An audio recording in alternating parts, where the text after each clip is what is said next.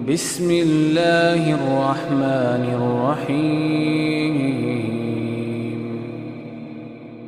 کہ آپ صلی اللہ علیہ وسلم نے رات کو کھڑے ہو کر نماز پڑھنا شروع کی جس میں اتنا لمبا سجدہ کیا کہ میں نے یہ خیال کیا کہ آپ کا انتقال ہو گیا. جب میں نے یہ دیکھا تو کھڑی ہو کر حاضر خدمت ہوئی اور آپ کے پیر کے انگوٹھے کو ہلایا تو وہ ہل گیا تو میں سمجھ گئی کہ آپ زندہ ہیں. پھر کان لگا کر جب میں نے سنا تو سجدے میں آپ یہ دعا پڑھ رہے تھے: اے اللہ میں پناہ مانگتا ہوں تیری معافی کے ساتھ تیرے عذاب سے، پناہ چاہتا ہوں تیری خوشنودی کے ذریعے سے تیرے غصے سے، اور میں پناہ چاہتا ہوں تیرے عذاب اور قہر سے، اور تیری معافی کے ذریعے سے تیرے عذاب سے پناہ چاہتا ہوں. اور تو اتنی خوبیوں والا ہے کہ میں ان کو گن نہیں سکتا اور نہ تعریف کر سکتا ہوں. تو ایسا ہی ہے جیسا کہ تو نے اپنی تعریف کی. جب آپ نے سجدے سے سر اٹھایا اور نماز سے فارغ ہوئے تو مجھ سے فرمایا: اے عائشہ، کیا تم نے یہ خیال کیا ہے کہ اللہ کے رسول صلی اللہ علیہ وسلم تیری خیانت کریں گے اور تیری حق تلفی کر کے غیر کے پاس جائیں گے؟ میں نے عرض کیا: یا رسول اللہ، خدا کی قسم نہیں، لیکن آپ کے لمبا سجدہ کرنے کی وجہ سے میں نے خیال کیا شاید آپ کا انتقال ہو گیا ہے. پھر آپ نے فرمایا کہ اے عائشہ، کیا تم جانتی ہو یہ کون سی رات ہے؟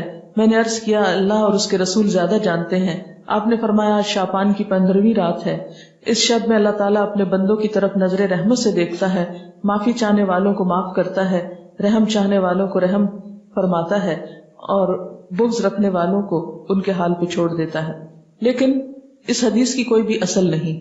یہ حدیث جو ہے درست نہیں اور اس پر اعتبار نہیں کیا جا سکتا. اسی طرح ایک اور اسی قسم کی حدیث جو عام طور پر آپ اخباروں میں پڑھیں گے اور بہت تحریروں میں ہائی لائٹ کر کے یہ باتیں لکھی ہوئی آپ کو ملیں گی، لیکن اس حدیث کی بھی کوئی حقیقت نہیں ہے. اور وہ کیا ہے؟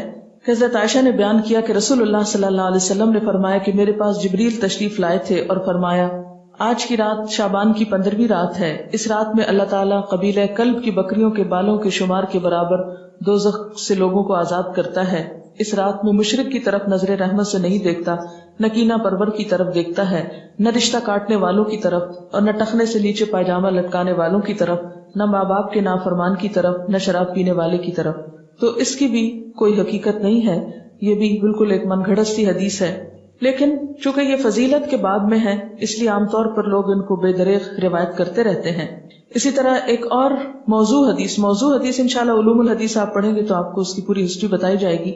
موضوع حدیث ایک اور بھی ہے کہ آپ صلی اللہ علیہ وسلم نے فرمایا: جو شخص 15ویں شعبان کی رات میں 100 رکعتیں پڑھتا ہے تو اللہ تعالیٰ اس کی طرف 100 فرشتے بھیجتا ہے. 30 اسے جنت کی خوشخبری دیتے ہیں، 30 اسے آگ کے عذاب سے امن دیتے ہیں اور اسے دنیا کی بلاؤں سے دور رکھتے ہیں، اور 10 اسے شیطان کے دھوکے سے دور رکھتے ہیں. یہ بھی بالکل من گھڑت حدیث ہے اور ناقابل اعتبار. اسی طرح ایک اور روایت بیان کی جاتی ہے کہ شعبان کی 15ویں رات میں جو شخص 12 رکعت نماز پڑھے گا، ہر رکعت میں قل هو اللہ 30 مرتبہ، وہ نہیں مرے گا تا وقت اپنا ٹھکانہ جنت میں نہ دیکھ لے. Is it possible کہ کوئی شخص یعنی جنت دنیا میں دیکھ لے؟ کیونکہ حدیث میں آتا ہے کہ وہ ایسی جگہ ہے کہ کسی آنکھ نے اس کو دیکھا ہی نہیں، کوئی دماغ اس کا تصور نہیں کر سکتا، خواب میں بھی کوئی نہیں دیکھ سکتا، تو کہاں یہ کہ وہ دیکھ لے. یہ بالکل من گھڑت سٹوری ہے اور ناقابل اعتبار. اور اس کی سفارش اس کے گھر کے 10 جہنمیوں کے بارے میں قبول کی جائے گی. آپ خود سوچیں ذرا اس کی حقیقت پر کہ ایک شخص ساری زندگی 5 وقت نماز پڑھتا ہے، صدقہ خیرات کرتا ہے، جھوٹ سے بچتا ہے، حرام سے بچتا ہے، اس کے بارے میں تو کوئی ایسی خوشخبری نہیں سنائی گئی. اور کہاں یہ کہ ایک شخص ایک رات میں کھڑے ہو کر ایک رکعت میں 30 دفعہ قل هو اللہ پڑھ لے اور اس کے لیے اتنی بڑی بشارتیں کہ وہ دنیا میں ہی جنت دیکھ لے اور 10 گھر والوں کو بچا لے کہ جن کے بارے میں جہنم کا فیصلہ ہو چکا. یہ بات تو عقل بھی نہیں مانتی، کہاں یہ کہ اس کے اوپر دین کے اعتبار سے کوئی اعتماد کیا جا سکے. پھر اسی طرح ایک اور موضوع حدیث ہے: شعبان کی 15ویں تاریخ کا روزہ 120 سال کے روزے کے برابر ہے. یہ بھی مشہور ہے بات اور یہ بالکل جھوٹ بات ہے.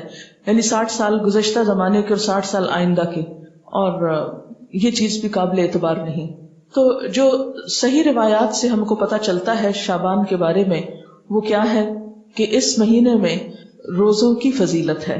یعنی ایک برکت والا مہینہ ہے، رمضان کی ابتدا ہے، رمضان کی تیاری ہے، اور کثرت سے نفلی روزے رکھنے چاہیے. ہاں، 15 شعبان کے بعد نفلی روزوں سے بھی روکا گیا ہے تاکہ رمضان کے لیے کمزوری نہ ہو اور رمضان کے روزے چھوٹنے کا اندیشہ نہ ہو. ایک آیت جو عام طور پر اس رات کے بارے میں قرآن پاک سے کوٹ کی جاتی ہے وہ سورۃ الدخان کی یہ آیت ہے: اِنَّا أَنزَلْنَاهُ فِي لَيْلَةٍ مُبَارَكَةٍ इन्ना कुन्ना मुंज़िरीन फीहा युफ़रक़ु कुल्लु अम्रिन हकीम अम्रम मिन इंदिना इन्ना कुन्ना मुरसिलीन रहमतम मिर रब्बिक इन्नहु हुवस समीउल अलीम। तर्जुमा है इसका, बेशक हमने इसे बरकत वाली रात में उतारा है, बेशक हम खबरदार करने वाले हैं।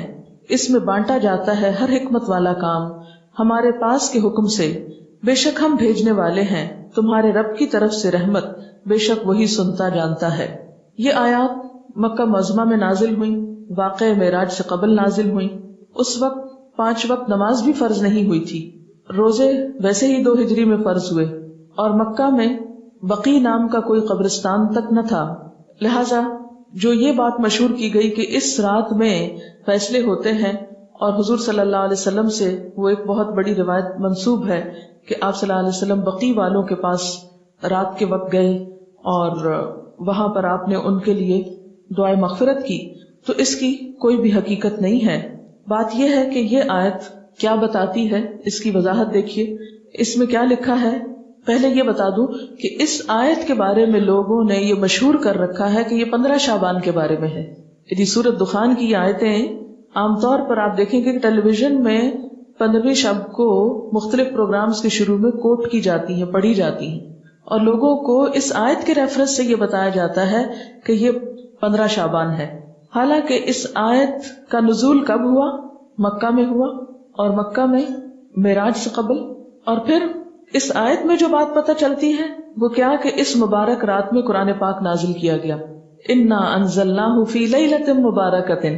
कुरान पाक ही की एक और आयत से क्या पता चलता है कि कुरान पाक कब नाजिल हुआ, आप बताइए।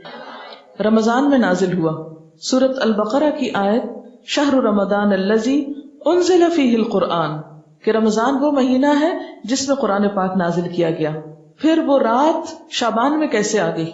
फिर दूसरी बात यह है कि सूरत अल क़द्र के शुरू में क्या आता है, इन्ना अंज़लनाहु फ़ी लैलतिल क़द्र। और लैलतुल क़द्र कौन सी है, वमा अदराका मा लैलतुल क़द्र, लैलतुल क़द्र खैरुम मिन अल्फ़ि शहर तनज़्ज़लुल मलाइकतु वर्रूहु फ़ीहा बिइज़्नि रब्बिहिम मिन कुल्लि अम्रिन सलाम हिय हत्ता मतलअल फ़ज्र। हमेशा से आपको मालूम है कि इस सूरत की जो तफसीर की जाती है वो क्या है कि ये किस रात के बारे में बात है, लैलतुल क़द्र के बारे में। और लैलतुल क़द्र क्या शाबान में होती है या रमजान में? रमजान में। और रमजान की कौन सी रात होती है, इसके बारे में ताकीद से नहीं बताया गया कि कौन सी रात। हाँ, आखिरी अशरे की रात है। और उसकी तफसील कहाँ से पता चलती है, हदीस पाक में है कि एक मर्तबा आप सल्लल्लाहु अलैहि वसल्लम घर से बाहर तशरीफ लाए, देखा कि 2 शख्स बाहम झगड़ रहे थे। आपने उनकी सुलह फरमाई, फिर फरमाया कि मैं तुम्हें एक खैर की बात बताने निकला था, मगर तुम झगड़ रहे थे, इसलिए मैं वो बात बताना भूल गया। सिर्फ इतना याद है कि वो बात ये थी कि वो रात कब है, यानी मैं ये बताने को आ रहा था कि लैलतुल क़द्र कब है, लेकिन तुम्हारे झगड़े की वजह से वो मुझको भूल गई। अब मुझे याद नहीं, बस इतना याद रह गया कि वो बरकत वाली रात रमजानुल मुबारक की आखिरी 5 ताक रातों में से एक थी। अब तुम इसको 21, 23, 25, 27 और 29वीं रातों में तलाश करो। ये बुखारी की रिवायत है। आप सल्लल्लाहु अलैहि वसल्लम इस रात को पाने के लिए रमजान के आखिरी अशरे का एतिकाफ फरमाया करते थे। ये भी बुखारी की रिवायत है। तो इससे क्या पता चलता है कि लैलतुल क़द्र, क़द्र से मुराद क्या है? एक तो कदर व कीमत के मानों में आता है, दूसरा कदर से मुराद तकदीर भी है कि तकदीर के फैसले उस रात में होते हैं, ना कि 15 शाबान की रात को। और फिर आप देखें कि इसमें इन आयतों में जो मैंने आपके सामने सूरत दुखान की पढ़ी हैं, इनमें आता है फीहा युफ़रक़ु कुल्लु अम्रिन हकीम। फीहा से मुराद क्या है? इस रात में युफ़रक़ु तकसीम किए जाते हैं, कुल्लु अम्रिन सब काम, हकीम हिकमत वाले, यानी हर किस्म के फैसले इस रात में फरिश्तों के हवाले किए जाते हैं, उनको दे दिए जाते हैं। तो इससे भी क्या पता चलता है कि सूरत दुखान की ये आयत 15 शाबान के बारे में नहीं है, बल्कि लैलतुल क़द्र के बारे में है, जिसमें कुरान पाक भी नाजिल हुआ और जिसमें लोगों की किस्मतों के भी फैसले किए जाते हैं।